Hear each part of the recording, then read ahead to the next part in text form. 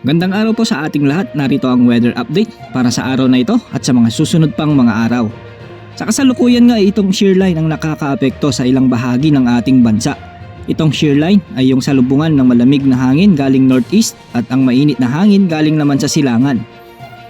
Ang shear line ay nakakaapekto ngayon sa silangang bahagi ng Southern Luzon, kaya inaasahan nga natin yung maulap na papawirin na may mga kalat-kalat na pag-ulan, pagkidlat, pagkulog dito sa may Bicol region, sa may Quezon, pati na rin sa may Northern Samar. Kaya sa ating mga kababayan na inuulan ng mga nakarang araw pa, ingat sa mga banta ng pagbaha at pagguho ng lupa.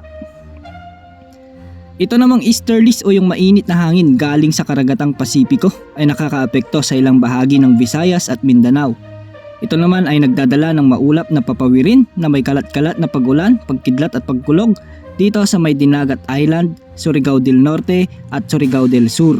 Samantala northeast monsoon o ang malamig na hangin ay nakakaapekto naman sa may Luzon area, kaya asahan na din natin sa Metro Manila pati na rin sa may nalalabing bahagi ng Luzon na partly cloudy na may mga tsansa ng mahihinang pag-ulan, at sa nalalabing bahagi nga ng ating bansa ay partly cloudy naman to cloudy skies na may mga tsansa ng mga localized thunderstorms.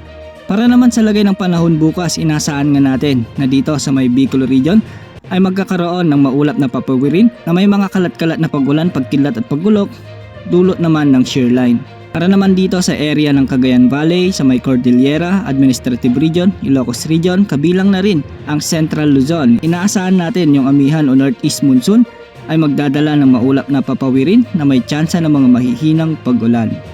Para naman sa Metro Manila area at sa nalalabing bahagi ng Luzon, partly cloudy to cloudy skies na may mga tsansa ng mga localized thunderstorms. Wala namang nakataas na gale warning sa anumang bahagi ng ating bansa, kaya malayang makakapalaot ang ating mga kababayang mangingisda sa ating mga karagatan. Samantala, wala namang inaasahang sama ng panahon o bagyo na maaaring makaapekto sa bansa sa mga susunod na araw.